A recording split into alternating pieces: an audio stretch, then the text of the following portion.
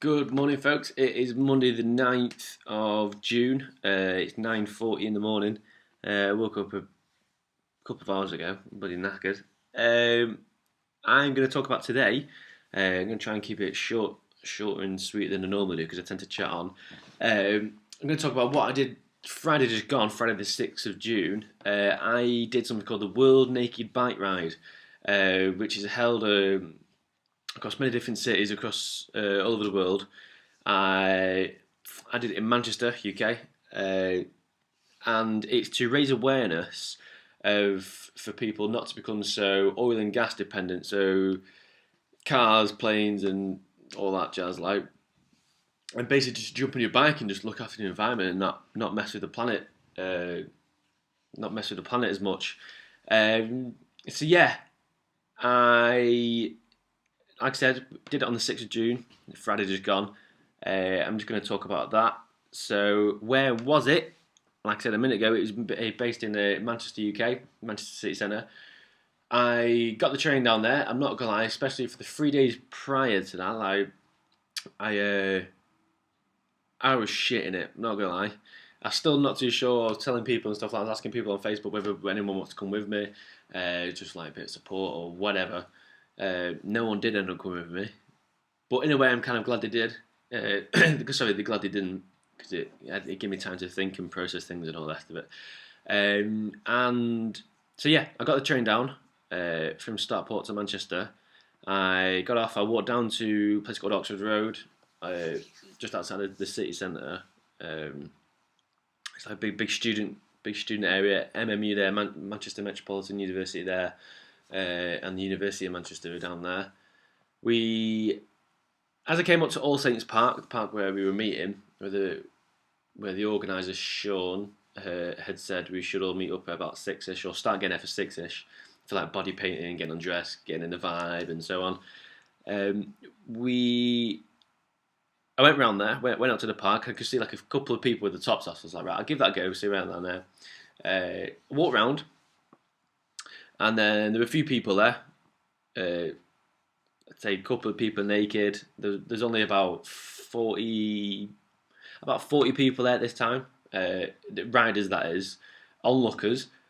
There was I'd say about 400 in the actual park itself, but about 300 of that were shaping some sort of crescent around us, like onlookers with their phones and iPads and all that jazz. So yeah, I found this man. He was called Bob. Really, really nice guy. He was Christian. He was also a naturist. I've never met anyone like that in my life, but I'm so glad I did. And I got talking to him, and I said to him, "I'm not gonna lie, Bob. This is my first time. It was my first time. It was the first time for many things I do. First time I was getting naked in public. First time I rode my bike around the city. So I'm a little bit apprehensive about riding my bike around the city because of how busy it is and so on." And my first protest as well. Again, like I said a minute ago, it was a peaceful protest. No shouting and barking and all that lot. So I got talking to him, and I said to him, "Could I stick with you? Because I'm a little bit anxious, a little bit apprehensive about the ride and all the people behind me looking at me." And he said, "That's absolutely fine. Dead nice." I also met a guy called Jeff, who was one of the nicest men I've ever met. Dead sound. Again, he was a Christian and also like a naturist. Really nice guy.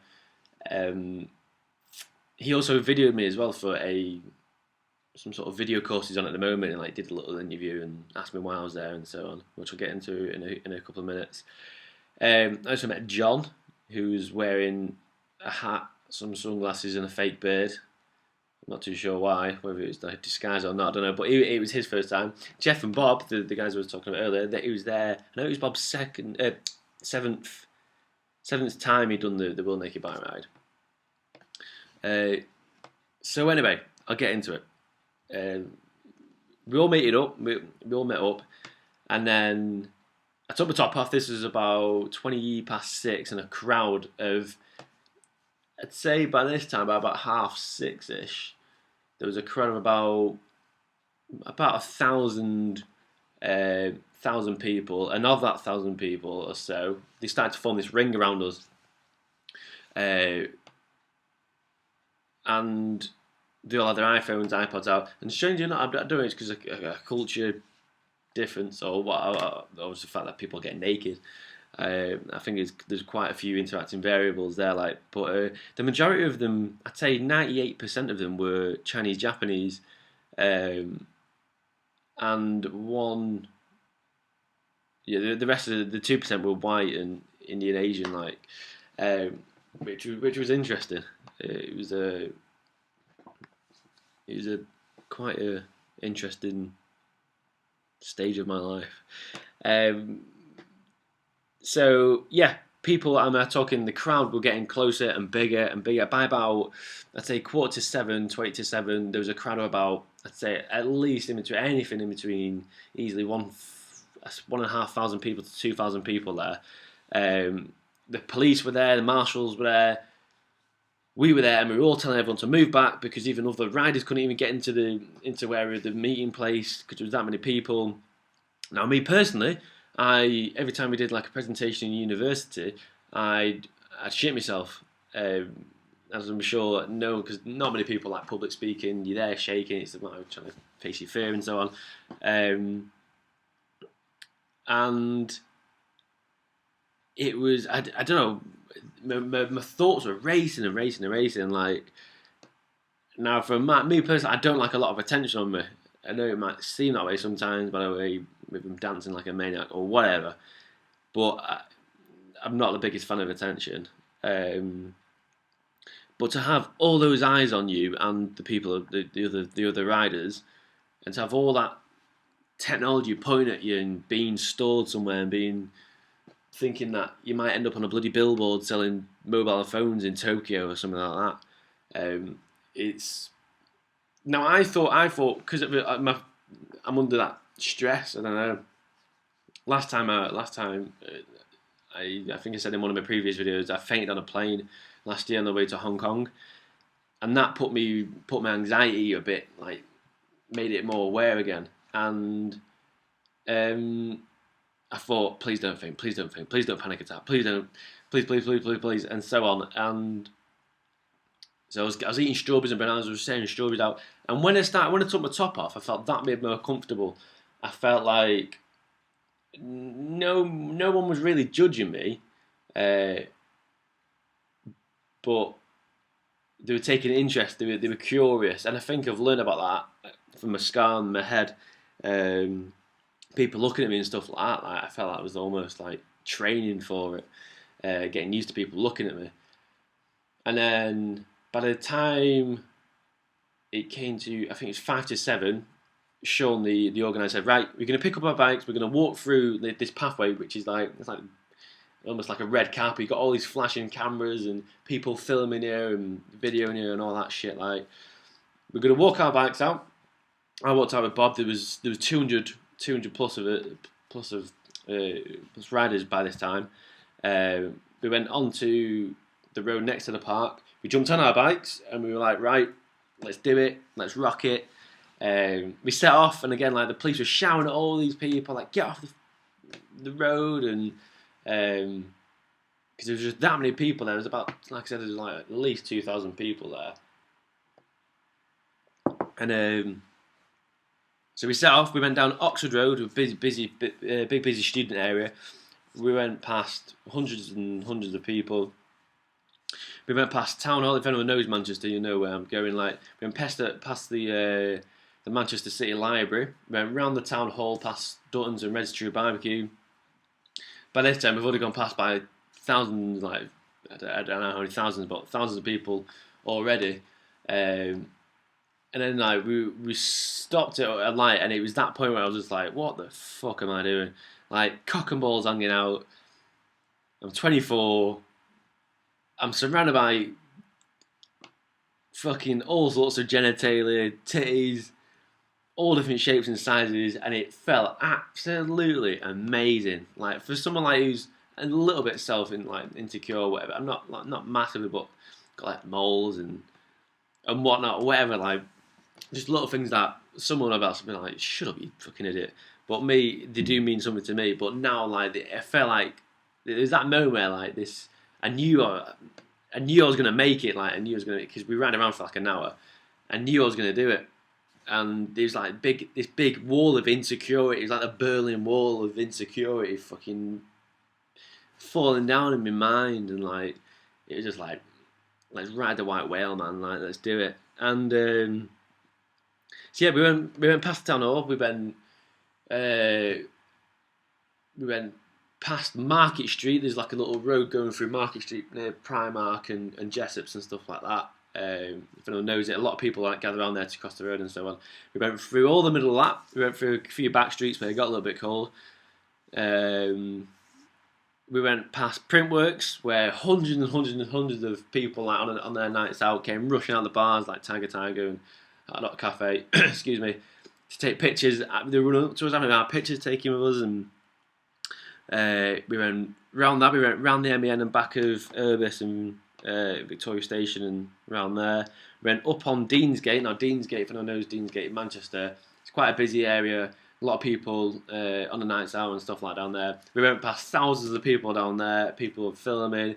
And there was just one point when I was riding and I took my hands off the bar and I was like doing like this, and I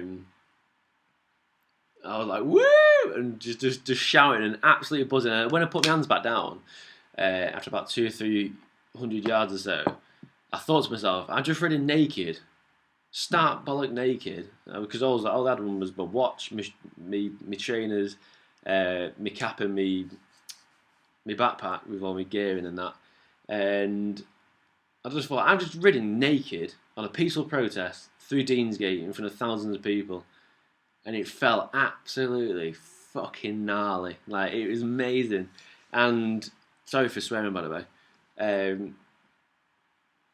So yeah, we rode all the way down Deansgate, past the Hilton, past Deansgate Locks. Everyone was rushing out the bars, rushing out of Revolution and all the bars down there, Sugar Buddha and whatever they're called.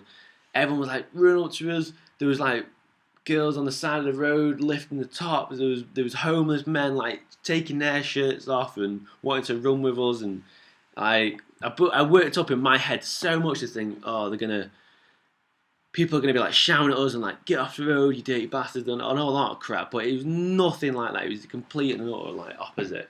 And yeah, we went up there. I'm trying to think where we went now. We then went down to Canal Street, the gay village in Manchester. We went down there where the road, well, I say road, is like going down this little passage thing. On our bikes, and like basically you have to get in single file because it's that tight. Excuse the pun. Down Canal Street, and yeah, we jumped back on there. We jumped back on Princess Street and went past the factory in like Joshua Brooks, and then back into the student area, back up Oxford Road, and then back again. So that was an hour, and people were screaming, people were cheering, people hanging outside of buses. And Bob, the Christian naturist who I was riding with, he said, Sam, there's one thing, like the worst bit is where you're getting unchanged in front of everyone, right at the start in front of thousands of people. And he said that was the worst it's ever been. There's never been that many people there. Like I said, there was about 2,000 people there at least, like 1.5 to 2,000 people. Sorry, and yeah, I don't know about euphoric, but I was ecstatic. I was elated. I was just absolutely buzzing. I was so glad I did it, and it was. Anyone can do it. I've told people that, and they say to me, "Oh, well, I couldn't do that," and "Oh, I'd never do that." Like, but if you're a human being, you're capable of fucking anything. Like, just be like people. I understand why you say that. Like, well, I couldn't do that or whatever. But you could. You can ride a bike, or you can jog, or you can skate, or you can rollerblade, or whatever. Then you can do it. It's just facing that fear, and that's another thing why I did it. There's a few main reasons why I did it. One was because I noticed that there was a lot of a generation or two older than us who were there. Not many young people. There were young people there. Like I'm 24, 25 in a couple of weeks. There were young people there. I said the youngest person I seen was like maybe 19 and something thereabouts. But not loads of, but a few like people wearing pants. A few people went completely starkers, and I wanted to influence people. I wanted people to see this, and and meet me and stuff like that, and ask me more in detail of how it was and so on, and influence people and to prove people that you can do it. Like, it's only self confidence and like insecurity and fear and shit like that what we've been made to believe holding us back. We care too much about what people think of us.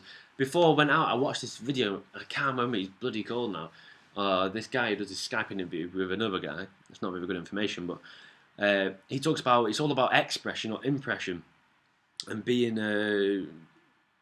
present. And probably the people who are watching are more cared about what they're doing themselves rather than what you're doing. Now, in your mind goes off on one, like, what if I do this? What if I do that? What if I get a puncher? Your mind thinks the worst. Your mind goes off in itself, and he said like you should practice this technique called, I think you say I'm back, and it brings you back to being present, or it helps you do it anyway. Now, I learnt these techniques and stuff like that, and I listened to them and took them on board and everything, but I didn't even bloody use them. I was that euphoric, not euphoric, like, I was that buzzing when I was in front of people, start naked. I was like, let's rock it, man. Like, you just forget about it. Like, you are being present, and like, it's like a dream almost. And yeah, it was amazing.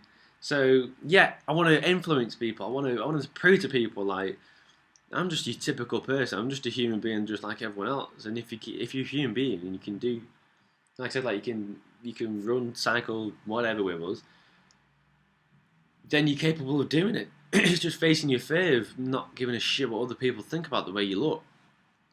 And what else? I was massively inspired by Jeff Thompson. Jeff Thompson's London Real interview on YouTube. And especially the Fear My Friend talk. And he talks about how fear is good and how she'd use it positively, and how fear shows you what you're afraid of, but if it wasn't for fear, you wouldn't know what you have to get over. So we'd possibly be stuck in this programmed, robotic, mundane life, like, it's so easy to get captured in. And I used what he taught in that interview, in that talk, sorry, and I used the fear in it, and I said to myself, right, this is a big fear for me. My heart's pounding, I'm shitting a brick, I've got butterflies in my stomach, I've got thousands of people watching me. I had a massive wake-up call a few months ago, but you don't need that. You don't need a wake-up call. Sometimes you do, sometimes you don't. Like, it's just taking that step and taking that jump and just thinking, sorry, you know what? I'm going to make this life so much more, I don't know, colourful and just buzzing than it normally is. Like, and just taking that leap of faith almost. And I come out of it, I don't know, not better. I've come out of it just a stronger person. When I'm on the tram or the train or whatever into town, instead of thinking, oh, what if I got a bit of toothpaste on my beard or whatever, like, not that I think that, but I want to start looking in the mirror less before I go out and worry about less the way I look, because I shouldn't give a shit what the next person thinks in public, because I'm me. Like, and we get so often like caught up with, oh, what do we look like? What do we do with this? Well, thanks to like vanity in the media and all that bullshit, like, and so yeah, that's why I wanted to do it, like a self-conscious thing and insecurity. Like, I've got scars on my face, like, and just take the biggest leap and like go for it. But yeah, sorry, yeah, like I was saying, I tend to get sidetracked. I'm not very good at this whole video thing. I was on the tram or on the train or whatever, and I'm just say for a thing like, oh, what if my pants are hanging too low, or whatever, just something so minor, what someone would normally think about, like, what if my shirt is like up here and the other one's down here, but it's got to be even, because you know, don't want people to think I'm a fucking weirdo or whatever. When I think that now, not that I think about my sleeves or anything, but but something similar to that, something so minor. I think, you know what? Fuck it. I rode through a city centre with me cock out, like bare all, and this is me, man. Like, so, and that's given me so much more confidence, and I face that fear, and it's so true. Like, fear is so good for you, and so yeah, like, what else? My self confidence, insecurity. Yeah, so it's given me a massive confidence boost, and anyone can do it. Anyone can do it. Like I said, I was one of the youngest people there, and especially for young people, especially the next generation, like you brought up on bullshit like Miley Cyrus, and you got to look like Rihanna, and have an ass like Beyonce, and have bitches like fucking Jay-Z and all that crap. Like, nah, like. And it puts people in it programs people to like, I've got to look a certain way, I've got to do this, and vanity and like shit like Vogue, and you've got to look this, you've got to look that, you've got to do this, and it's all to keep you fit in a box. It's all to make you all look the fucking same, like. And I felt like I broke out of it so much more. Like I feel like I'm constantly breaking out of this box, and I'm just smashing through all these like. It's like a box full of layers, and each layer is like some sort of like zone, and each layer is like another level of expanding my conscious net, if that makes sense. Like each time I do something like the World Naked Bike Ride, I feel like I've conquered one layer. I feel like if I were to do something else as maybe as something similar of that stature, like something that extreme or whatever, I break out of another layer. If I meditate for more than 20 minutes, like say I meditate for 2 hours, I'd break another layer. And it's this, whether there's hundreds of millions or infinite of these layers, you're constantly expanding your conscious net, which is another thing which Jeff Thompson talks about. And yeah, I believed in myself when I did it, and I'm so glad I did. Like, absolutely buzzing. I'm just looking at my notes as well. So yeah, that was it really. Wanted to influence people. It was massively for myself, confidence and insecurity, and that's so much of that has been knocked away. I feel like the media and vanity is almost like an erosion or some sort of like plaque on your teeth or something like that. Like it's just this thing that clings onto you and tries to be you and control you. Like, not that plaques control it or anything like that, I'm just using that as a term, but like the mould on a house or something like that. Not the mould, the moss, like that green shit, whatever, that grows on your fucking roof or whatever. This stuff clings onto you, and it's like vanity in media. Like, it's stopping us from being who we are, and I don't. No. Stopping's the wrong word. Slowing down the evolution of oneself, like, and to bear all and to do that and to have the balls to do that, literally, is just like a fuck you to like vanity and stuff like that. Again, I apologise for swearing and stuff like that. It's just when I'm on one. So I'm sorry if I have offended anyone. And yeah, so that's it. I hope I have influenced people to do it, maybe next year or whatever, or giving them like, you know, if Sam can do it, I can fucking do it, like, or basically anything. Like, if I've made like just the slightest positive effect on someone, and I know I've done something good, like, so yeah, again, if there's any advice, what people out there want to talk to me, want to connect with me, want to network with me, drop me an email, whatever. Video quality, sound quality. If you want me to say less or swear less, then I know people have told me. Like I said, I'm still trying to get used to this whole video thing. But yeah, I hope you've enjoyed it. And if you want to drop me an email, like I said, get in touch. Peace out.